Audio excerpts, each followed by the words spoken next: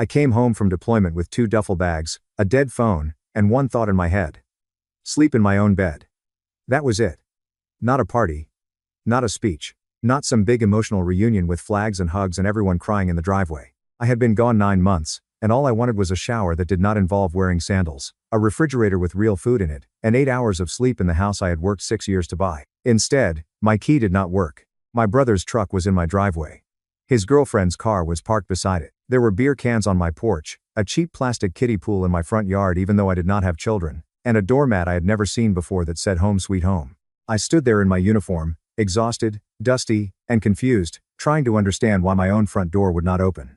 Then my brother finally answered. He was wearing my hoodie, not a similar hoodie. Mine, the dark gray one from Fort Carson. The one I had owned for almost 10 years. He looked at me, blinked like I was a package delivered to the wrong address, and said, "Oh, you're back early?" I had been gone 9 months. The house was mine. And my family had apparently decided that because I was deployed, my life was available for someone else to move into. My name is Caleb Mercer. I was 33 when this happened. I was an Army logistics officer, which sounds more boring than it is. My job was making sure supplies, equipment, vehicles, schedules, parts, fuel, and people got where they needed to go without everything collapsing into expensive chaos. Basically, I spent years learning that if you did not track things carefully, someone would always claim they misunderstood. That skill saved me later. I bought my house 2 years before the deployment. It was a modest ranch-style place outside Kansas City. 3 bedrooms, 1.5 baths, attached garage, small backyard, cracked driveway, and a kitchen with cabinets from sometime around the Clinton administration. It was not impressive. But it was mine. I saved for years for the down payment.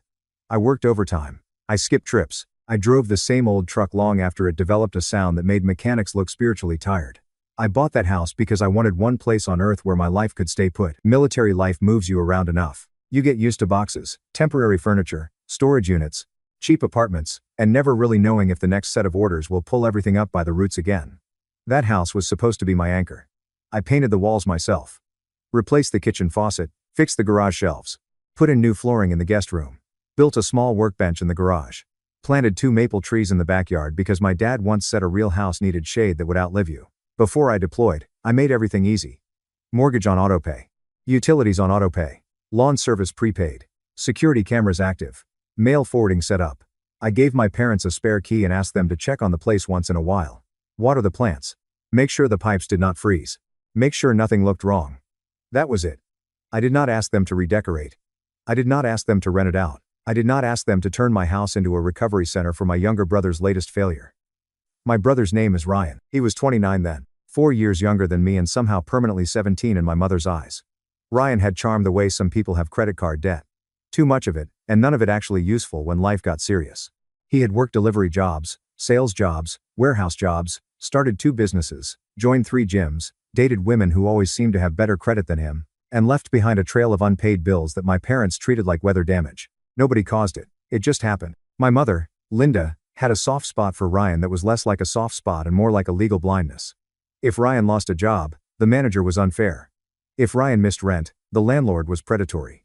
If Ryan borrowed money and did not pay it back, he was embarrassed and we should not make him feel worse. My father, Frank, was not as openly emotional, but he avoided conflict like it was a live grenade. He would grumble, sigh, say Ryan needed to grow up, and then do exactly what my mother wanted because it was easier than listening to her cry.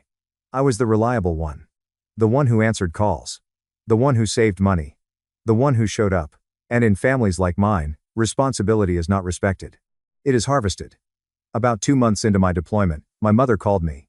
The connection was bad. Her face froze twice on the video call, once with her mouth open in a way that would have been funny under different circumstances. "Caleb," she said, "I need to ask you something, and I don't want you to get upset." That sentence is always a warning. What happened? It's Ryan. Of course it was. He lost his apartment. I closed my eyes. How? The rent went up. How many months did he miss before that? She looked away from the camera. Caleb. How many? 2. Maybe 3. But he was trying. There it was. He was trying. The family password that opened every locked door except accountability. "What do you want from me?" I asked. "He just needs somewhere to stay for a little while." "No." I said it immediately. Not because I hated my brother. I did not. At least, not then. But I knew Ryan. A little while meant until someone physically carried him out. A favor meant a new arrangement. Help meant you were now responsible for whatever happened next. My mother's face tightened. You are not even using the house. I am deployed, Mom. That is not the same thing. It is sitting empty. It is my home. He has nowhere else to go. Then he can stay with you. She sighed. Your father and I do not have the space. They had a finished basement. I said that. She said Dad's knees could not handle the stairs. I said Ryan could sleep on the couch. She said that would be humiliating for him. I looked around at the plywood walls of the room I was calling from and wondered if anyone in my family knew what humiliation actually meant. 2 weeks, she said. That is all I'm asking. 2 weeks so he can figure things out. No guests. I said. Her face changed slightly because she knew she was getting somewhere. No parties. No moving furniture. No touching the garage or office. No smoking inside. No changing locks. You and Dad keep the spare key. He leaves in 2 weeks. Put that in a text so I have it written down. She looked hurt. Do you really need it in writing? Yes. Caleb, he is your brother. And that is exactly why I need it in writing. She did not like that. But she sent the text. Ryan will stay at your house for 2 weeks only. No guests, no parties, no moving your belongings, no changing locks, no touching garage or office. Dad and I keep spare key. He will leave before you return. I screenshotted it. Then I texted Ryan directly. 2 weeks. Follow the rules. Do not make me regret this. He replied. Thanks bro. Seriously. I owe you. That aged about as well as milk in a hot car. 2 weeks passed. I asked if Ryan was out. Mom said he needed a few more days because an apartment application fell through. Then another week. Then he had a promising job interview. Then he was waiting on a paycheck. Then he was depressed and my mother did not want to push him too hard. I was thousands of miles away, working 14-hour days, dealing with vehicle manifests, fuel shortages, supply delays, and enough stress to make sleep feel like a rumor. Every time I brought up the house, my parents told me not to worry while I was deployed. That became their favorite phrase. Don't worry about it. It is handled, we have it under control. Ryan is getting back on his feet. Then one night, one of my buddies sent me a screenshot. Isn't this your living room? He wrote. It was an Instagram post from Kayla, Ryan's girlfriend. I had met Kayla twice. She was the kind of woman who called people toxic whenever they told her no. Laring a crib. My couch? My TV. My coffee table. Except there were string lights on the wall, blankets I did not own, and some white shelf thing covered in candles. Caption. Finally making this place feel like home. I stared at the screen for a long time. Then I called my mother. She did not answer. I called my father. He answered on the 4th ring. Dad, I said, why is Kayla posting pictures from inside my house? A pause. Then he sighed. Caleb, don't get worked up. That was answer enough. She moved in? It's not like that. Did she move in? She was having trouble with her roommate. I laughed once. Not because it was funny. Because sometimes your brain has to release steam somehow. I said no guests. I know. I said Ryan had 2 weeks. I know. I said nobody touches my house. I know. Then why is his girlfriend living there? Your father lowered his voice. Your mother thought it would help him settle down. I looked around at where I was. The cot. The gear. The dust. The bad lighting. The noise outside. And back home. My brother and his girlfriend were settling down in the house I paid for. Get them out, I said. We will talk to him. No. Get them out. Caleb, you are overseas. There is no reason to add stress right now. I almost threw the phone. Instead, I said, you have 1 week. But 1 week became more excuses. Then communication got spotty. Work intensified. I had responsibilities I could not ignore, because my family could not be trusted with basic boundaries. By month 6, I stopped asking as often. Not because I had accepted it, because I had learned something in the army. Sometimes you cannot fight every battle while you are still in range of larger fire. So I waited. And I saved everything. Every text. Every screenshot. Every social media post. Every message from my parents admitting it was temporary. Every excuse. I came home 3 months later. My flight landed late. My phone was nearly dead. My body did not know what time it was. I had slept maybe 4 hours across 2 days, all of it bad. I rented a car because my truck was supposed to be in my garage. That was funny too, in hindsight. I pulled into my driveway just after 4 in the afternoon. Ryan's truck was there. Kayla's car too. The lawn looked rough even though I had prepaid service. One of the maple saplings in the backyard was visible from the driveway, dead and leaning. There were beer cans on the porch. A cheap wind chime hung near the door. And that stupid home sweet home mat sat where my old plain black one should have been. I walked up with my duffel bag, inserted my key, and turned it. Nothing. I tried again. Nothing. The lock had been changed. I stood there breathing slowly. That is something people do not understand about anger. Real anger, the kind that changes relationships forever, is not always loud. Sometimes it makes you very calm. I rang the doorbell. Footsteps. Then Ryan opened the door wearing my hoodie. "Oh," he said. "You're back early?" I looked at him. "Early?" He scratched the back of his neck. "I thought you weren't back until next week. I was deployed for 9 months. "Yeah, I just meant," he trailed off. Kayla appeared behind him holding a coffee mug I recognized because it was mine. She looked annoyed. "You could have texted before showing up." I stared at her. "Before showing up to my house?" She rolled her eyes. "Okay, obviously it's your house legally." Legally. That word did not slip by me. I stepped forward. Ryan hesitated, then moved aside. The smell hit me first. Stale beer. Cheap candles. Takeout. And dog. "I don't own a dog," I said. Kayla smiled tightly. "Jasper is small." A small brown dog barked from the hallway like it had been personally offended by my deployment. My living room was barely recognizable. My couch had a stain on one cushion. The coffee table had rings all over it. My framed military photos were gone from the wall. The bookshelf I built had been replaced by Kayla's white shelf full of candles, fake plants, and little signs with words like blessed and grateful. Nothing makes you feel homicidal like seeing the word grateful in a house someone stole from you. I walked down the hallway. Ryan followed. "Man, before you freak out. Stop talking." My office door was open. It had been converted into Kayla's makeup room. Vanity lights. Boxes. A ring light. My desk was pushed into the corner, scratched. My filing cabinet had been moved. My printer was missing. I walked to the guest room. Clothes everywhere, fast food bags, a mattress on the floor. The garage was worse. My truck was not there. "My truck," I said. Ryan rubbed his face. "It's at Dad's." "Why?" "We needed the garage space." "For what?" He did not answer. I looked inside. Boxes of Ryan's junk. A broken treadmill. Kayla's old furniture. Tools scattered everywhere. My workbench covered in paint cans I did not buy. My table saw had a cracked guard. My drill set was missing. So was my socket set. I turned around slowly. Ryan lifted both hands. "Okay, I know this looks bad." I walked back inside. Kayla stood in the kitchen. My kitchen. She had painted one wall pale green. Badly. There was paint on the trim. "You painted my kitchen." She shrugged.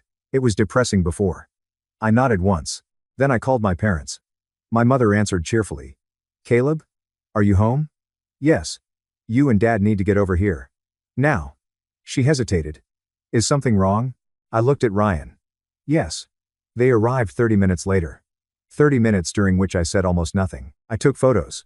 Living room, office, garage, kitchen, locks, stains, damage, missing items, dog bowls, Kayla's stuff, Ryan's stuff, changelock brand, dead maple tree, beer cans, everything. Ryan kept trying to talk. I ignored him. Kayla kept muttering that I was being dramatic. I ignored her too. When my parents walked in, my mother's first words were not, "I'm sorry." They were, "Caleb, please don't make this harder than it has to be." That told me everything. My father looked tired. Not ashamed. Tired. Like I was a problem added to his day. I stood in the living room. "Explain." Mom clasped her hands. "Your brother needed stability. He was supposed to stay 2 weeks." "I know, but things changed." "Who changed the locks?" Ryan said. "I did." My mother jumped in. "He needed to feel secure." I looked at her. "In my house?" "Caleb, you were gone anyway." There it was. 4 words that burned through whatever patience I had left. I was gone anyway. I was not on vacation. I was not backpacking through Europe. I was not abandoning my responsibilities. I was deployed. Serving. Working. Living in conditions none of them would tolerate for a weekend. And they had treated my absence like permission. Kayla crossed her arms. "Ryan lives here now. We have routines. You can't just barge in and act like nothing changed." I turned to her. "You are in my house without permission." She looked at my mother like she expected backup. My mother gave it. Kayla had nowhere else to go. I laughed softly. "So now my house is a shelter?" Dad sighed. "Son, be reasonable. You have options. You have military benefits. Temporary housing. You can stay with us for a while." I stared at him. "You want me to stay with you?" "Just until Ryan figures things out." "Ryan has been figuring things out since middle school." My mother's face hardened. "That is unfair." "No, Mom. What is unfair is coming home from deployment and finding out my family gave my house away." "We did not give it away," she said. "You changed the locks." Ryan said, I changed the locks because Kayla was uncomfortable with old keys floating around. I looked at my father. You still have the spare? He looked away. They asked for it. Of course they did. And of course he gave it. Ryan shifted his weight. You act like owning a house makes you better than me. I looked at him. No. Paying for one makes it mine. He flushed. Mom stepped between us like Ryan was the injured party. Caleb. He needs this place more than you do. That was the final line, the one that made everything clear. Not temporary. Not misunderstanding. Not bad communication. They believed this. They believed my brother needed my house more than I had a right to it. I picked up my duffel. My mother's expression softened with relief, like she thought I was giving in. I was not. I'm going to a hotel, I said. Nobody touches anything else. Nobody throws anything away. Nobody moves my truck. Nobody removes property. Nobody changes anything. Ryan scoffed. Or what? I looked at him. Or you find out what happens when I stop treating you like family. Then I left. At the hotel, I showered for 20 minutes. Not because I needed that long.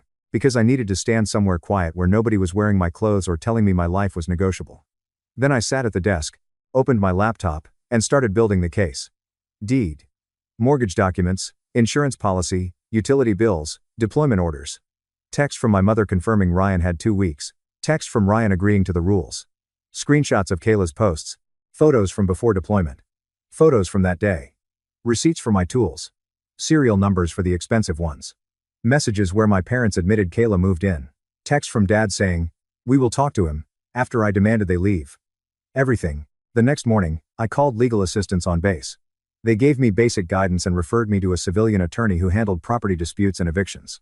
Her name was Nora Blake. She was in her 40s, direct, and had the kind of calm voice that told me she had heard every excuse in the world and billed most of them hourly. I sat in her office with a folder and a flash drive. She reviewed everything. Then she said, "You did one thing very right." "What?" "You put the original permission in writing." I exhaled. "What can I do?" "Carefully," she said. "That is the answer. Carefully. Depending on how long he has lived there and how he established residency, you cannot just drag him out or throw everything on the curb. We need to serve notice properly. He paid no rent. Good. He violated every condition. Also good. He changed locks. Very good for your case. I want him out. We can get him out. But we do it legally. Notice, documentation, police report for missing property if applicable, insurance claim for damage if worth it, and if he refuses, eviction filing." I wanted to be angry that it would not be immediate. But Nora was right. A dumb reaction could give Ryan leverage. And I was done giving that man anything. So I did it legally. Notice was served 2 days later. Ryan called me within 10 minutes. I did not answer. Then Mom. Then Dad. Then Kayla from a number I did not know. Then Ryan texted, "You really served me papers? After everything?" After everything. The confidence of people who create the problem and then act betrayed by the consequences will never stop amazing me. I replied once. All communication goes through my attorney. Then I blocked him. Kayla posted online that night. Some people come back from deployment and forget family matters. Attached was a vague selfie of her looking sad in my living room. My living room. I screenshotted it. Nora loved that. People do love documenting their own bad judgment, she said. My mother cried on voicemail. "Caleb. Please. He has nowhere to go. You are making your brother homeless." I sent the voicemail to Nora. My father texted. "This has gone too far. Come talk like a man." I forwarded that too. Talking like a man apparently meant letting everyone else define ownership while I paid the mortgage. The legal notice gave Ryan a deadline. He did not leave. Of course he did not. Instead, he tried to argue that he had tenant rights, that he had lived there for months, that my family had agreed he could stay. Nora was ready. He may have some procedural rights, she told me, but rights come with facts. He paid no rent. He had written temporary permission. He violated written conditions. He changed locks without authorization. He allowed another person and an animal to move in. He damaged property. He refused to leave after notice. This is not the hill he thinks it is. We filed. Meanwhile, I stayed in a hotel, then short-term military housing. My own house sat 15 minutes away, occupied by my brother, his girlfriend, their dog, and their delusion. That was the part that ate at me. I had slept in bad places before. Metal bunks. Cots. Airport floors. Vehicles. I could sleep anywhere. But not being able to sleep in my own bed because my family had decided my brother deserved it more? That was different. That was not inconvenience. That was theft with hugs around it. A court-ordered walkthrough happened 3 weeks later. Ryan hated that. Kayla hated it more. Nora came with me. So did a neutral third-party inspector and a sheriff's deputy who stood around looking bored, which I appreciated more than enthusiasm. My parents showed up too, uninvited. Mom looked pale, Dad looked embarrassed. Good. We started outside. Dead maple tree. Broken porch light. Beer stains on concrete. Scratched front door. Unauthorized lock change. Inside, Nora documented everything. Living room couch stain. Holes in drywall from mounted shelves. Paint on kitchen trim. Damaged flooring near the back door. Dog scratches. Office converted without permission. Missing printer. Missing monitor. Damaged desk. Garage full of junk. Broken table saw guard. Missing drill set. Missing socket set. Oil stain on garage floor from something Ryan had tried to fix and failed. Then the bedroom, my bedroom. I stood in the doorway and felt something inside me go quiet. The bed was unmade. Kayla's clothes were on a chair. Ryan's shoes near the dresser. A framed photo from my army commissioning ceremony had been shoved into the closet, cracked. My mother saw it. For the first time, shame crossed her face. Real shame. Not enough to change anything, but enough that I knew she finally saw at least 1 inch of what she had done. Kayla said, "It's just stuff." I looked at her. "No, it's evidence." Ryan muttered, "You're enjoying this." I turned to him. "No, I enjoyed buying this house. I enjoyed fixing it. I enjoyed knowing I had somewhere to come home to. This is paperwork." My mother whispered, "Can't you just forgive him?" I stared at the cracked frame. I forgave enough when I let him in. The eviction order came through later. Ryan and Kayla had a final deadline. My parents begged. My mother called from different numbers. My father sent emails. Ryan wrote one long message through a cousin about how I had always looked down on him, how I had the army and benefits and discipline, how nobody understood how hard life was for him. I did not respond. Ryan and Kayla moved out 2 days before the final deadline. I arrived after they left with Nora, a locksmith, and a cleaning crew. The house was worse than during the walkthrough. They had taken the TV. Not Ryan's TV. Mine. The guest room carpet had a huge stain that looked deliberate. The refrigerator was full of rotting food. Someone had poured something sticky into the kitchen drawers. The garage smelled like gasoline. My remaining tools were scattered. The back fence gate was broken. The dog had chewed part of the laundry room trim, and taped to the kitchen wall was a note from Kayla. "Hope your precious house keeps you warm." I took a photo.